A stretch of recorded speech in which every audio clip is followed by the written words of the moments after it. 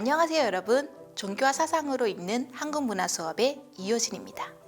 이번 시간에는 현대사회와 민간신앙에 대해 이야기를 나눠보고자 합니다. 농경사회에서는 여러 절기에 따라 한식, 단오 등 다양한 세시 풍속이 있었지만 도시화된 현대사회에서는 이제 설날과 추석만이 전 국민이 챙기는 유일한 세시 풍속인 것 같습니다. 우리의 전통 민속놀이들을 살펴보면 대개 정월 설날부터 음력 1월 11일인 대보름 사이에 집중되어 있습니다. 이 두 명절의 사이가 길지 않고 농사일을 쉬는 시즌이기 때문입니다. 윷놀이, 널뛰기 등은 이 기간의 대표적인 놀이들입니다. 설날에 대접하는 음식은 세찬이라 하고 차려내는 술은 세주라고 합니다. 남녀 아이들 모두 새 옷을 입는데 이것을 세장이라 하고 우리말로는 설빔이라고 하죠. 새해 첫 번째 드는 절기의 음력에는 입춘대길, 건양다경 등의 좋은 글귀인 입춘첨을 대문 기둥이나 대들보, 천장 등에 써 붙입니다. 바로 새해에 새로운 복과 기운이 오기를 바라는 것이죠. 예전에는 입춘굿을 하기도 했는데요. 이 굿을 통해 한 해의 액이 갑작스럽게 닥치는 것을 막고 제복이 왕성하기를 빌었습니다. 다른 말로 횡수마기굿 또는 액맞이굿이라고도 하죠. 마을에 따라서는 정월 보름 안으로 단골 무당집에 1년 신수점을 보러 가기도 했는데 이것을 정성들이러 간다고 했습니다. 다음으로 추석은 가위, 한가위, 중추절이라고도 하죠.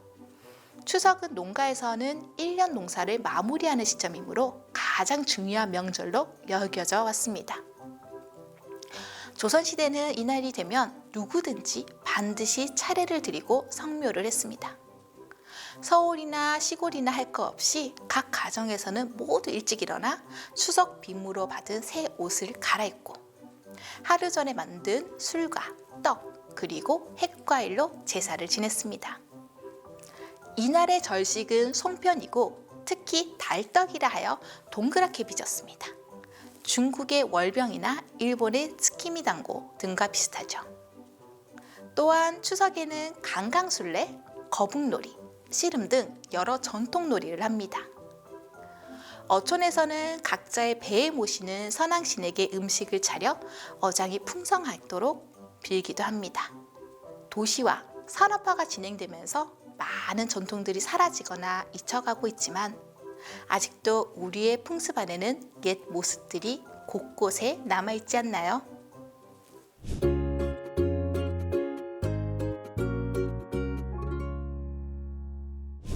현대사회에서 민간신앙적 요소는 관례적으로 아직도 이어지고 있는 게 많습니다. 아직도 사업을 시작하거나 출항할 때 혹은 새로운 것을 시작할 때 돼지 머리를 올리고 고사를 지내는 곳이 많죠. 건물을 새로 지을 때도 안전기원제를 지내는 경우가 많습니다. 고사는 애구는 없어지고 풍요와 행운이 오도록 집안에서 섬기는 신에게 음식을 차려놓고 비는 제사를 말합니다. 모르시는 분들이 많으실 테지만 무궁화 1호 위성 발사 시 여러 문제점을 겪고 다시 1996년 무궁화 2호 위성을 발사할 때 성공에 대한 간절한 마음으로 발사 전에 통돼지 바비큐 요리를 넣고 고사를 지냈다고도 하네요. 여담으로 무궁화 2호 위성은 아주 잘 발사되었다고 합니다. 아마 여러분들 가운데서는 드라마나 영화가 촬영에 들어가기 전에 고사를 지냈다는 걸 가끔 뉴스로 접하신 분들도 있을 것 같은데요. 이를 촬영고사, 제작고사라고 한다고 하네요. 인터넷에 떠다니는 제작고사 충문을 보면 다음과 같습니다. 천지신명이시여 저희 영화 혹은 드라마 땡땡땡을 굽어보시오.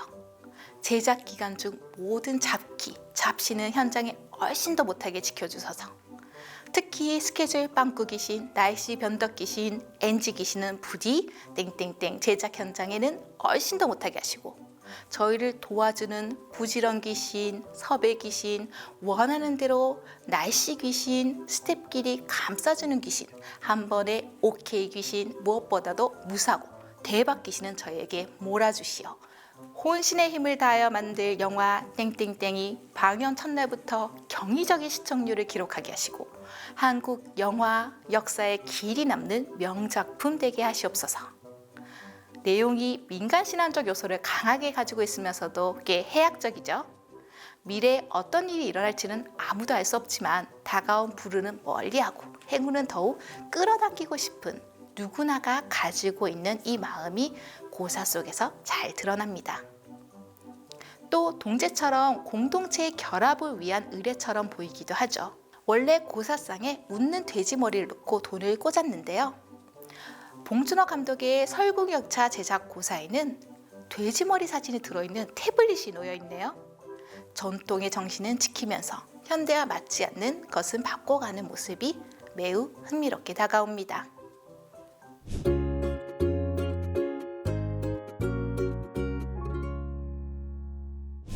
실제로 무당을 만난 적이 없는 사람도 무당이 어떤 옷을 입고 어떤 분위기이며 어떤 일을 하는지는 대략적으로 알고 있습니다.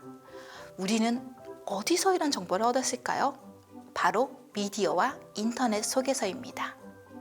우리의 무당에 대한 인지도를 크게 높인 드라마가 있죠. 바로 2004년에 방영된 임성한 작가의 왕꽃 선녀님입니다.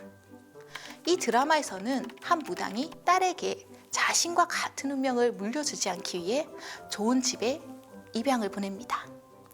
이 딸은 입양된 집에서 사랑받으며 잘 자라서 대학원에서 공부하는 엘리트가 되는데요.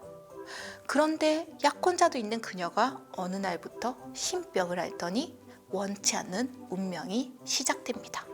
신병이란 무엇일까요? 신병 혹은 무병이라고 하는 이 병은 무당이 될 사람에게 신이 내려 일어나는 증상으로 정신 이상의 징후가 오고 신체에도 이상 질환의 증세가 나타나 장기간 심한 고통을 겪게 된다고 합니다. 그러나 이와 같은 증세가 일단 내리면 약이나 의료 행위로서는 고칠 수가 없고 오직 강신한 신을 받아서 무당이 되어야만 낫게 된다고 하는데요. 결국 이 때문에 신내림을 받게 되는 경우가 많습니다. 원인이 없어 시름시름 앓거나 밥을 못 먹기도 하고 꿈속에서 신이나 사령 등을 보기도 합니다. 드라마에서도 주인이 헛것을 보고 시름시름 앓았지만 약을 지어 먹이고 치료하려고 노력을 해도 낫지 않아서 결국 신내림을 받게 되죠. 현대사회에서 무당의 길을 걷는 사람이 있다는 걸 잘 이해하지 못하는 사람이 많을 겁니다. 하지만 이런 대중매체에서의 신병에 대한 이야기는 운명에 의해 무당의 길을 가야 하는 사람들에 대한 이해와 연민을 이끌어냅니다. 이 드라마 이후로 무속인들에 관한 많은 프로그램이 제작되었고 2013년에는 만신이며 무형문화재였던 김금화의 삶을 다룬 다큐멘터리 영화 만신이 개봉되면서 한국의 역사와 함께하면서도 수면 위로 드러나지 못했던 무속인들의 삶을 조명하기도 했습니다. 근래에는 드라마나 영화를 넘어서 뮤지컬, 음악, 예능까지 무속인은 폭넓게 소재로 채택되고 있죠. 예능 무엇이든 물어보살 같은 경우 무속인들이 현실의 어려움을 겪는 사람에게 점을 봐주고 상담을 해주는 컨셉을 택한 고민 상담 프로그램으로 2019년부터 인기리에 방영되고 있습니다. 두 MC 역시 무속인을 상징하는 선녀와 동자의 복장을 하고 있으며 로고 역시 부적 컨셉인데요. 이는 우리의 무속신앙적 색채를 강하게 띠고 있습니다. 이렇게 민간신앙과 무속의 요소들은 멀고도 가까운 존재로 현대인들과 함께하고 있습니다. 우리에게 무당은 실제로 만나지는 않더라도 미디어와 인터넷에서 언제든지 보고 만날 수 있습니다. 이들은 곡성이나 더 글로리에서처럼 무섭고 기괴한 모습으로 그려지기도 하고 영화 박수건달에서처럼 코믹하게 그려지기도 하고 뮤지컬 바리에서처럼 슬프고 아름답게 그려지기도 합니다.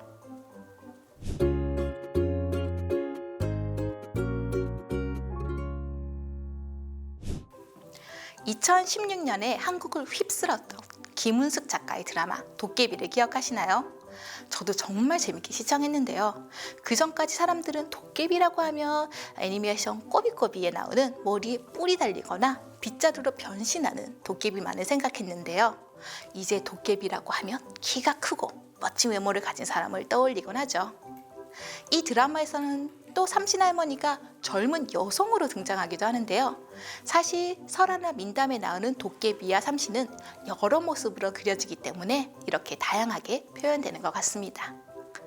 그리고 꼬리가 9 달린 여우 구미호도 자주 등장하는 소재인데요.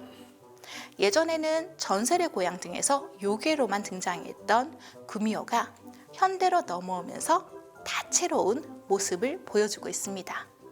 여자로서만 등장했던 구미호가 2013년 드라마 국가에서 2020년 드라마 구미호전, 웹툰 원작 드라마 간 떨어진 동거 등 다양한 작품에서 남성으로 등장하는 것 역시 현대적인 재해석이라고 할 수 있을 것 같습니다. 요즘 웹툰을 통한 전통 문화의 재발견이 많이 이루어지고 있는데요. 웹툰은 1999년 처음 시작되었지만 그 발전은 스마트폰의 보급과 무관하지 않습니다. 요즘 출퇴근 시간에 지하철이나 버스를 타면 웹소설이나 웹툰에 있는 사람들을 쉽게 볼 수 있죠. 최근에는 외국어로 번역되어 해외에서도 큰 인기를 끌고 있다고 하네요. 웹소설과 웹툰 시장이 넓어지면서 민간신앙과 무속신앙을 소재로 하는 작품도 많아지고 있습니다. 예를 들어 카카오 웹툰 바리공주는 시작부터 바리공주의 서사를 풀어줍니다. 그리고 조선시대를 배경으로 실존하는 설화와 귀신 이야기를 옴니버스식으로 풀어내고 있죠. 또한 네이버 웹툰 미래의 골동품 가게는 한국형 오컬트 웹툰으로 무당, 구미호, 도깨비 등이 등장하여 퇴마를 하는 내용을 담고 있습니다. 곧 영상화된다고도 하네요. 너무 기대되는데요. 이외에도 신이 담긴 아이, 신기록, 사병괴담, 비나이다, 방과후 선녀 등 무속을 소재로 한 다양한 웹툰이 계속 등장하고 있는 것을 보면 무속이 다양한 방향으로 재창조되고 있는 것을 알 수 있습니다. 감사합니다.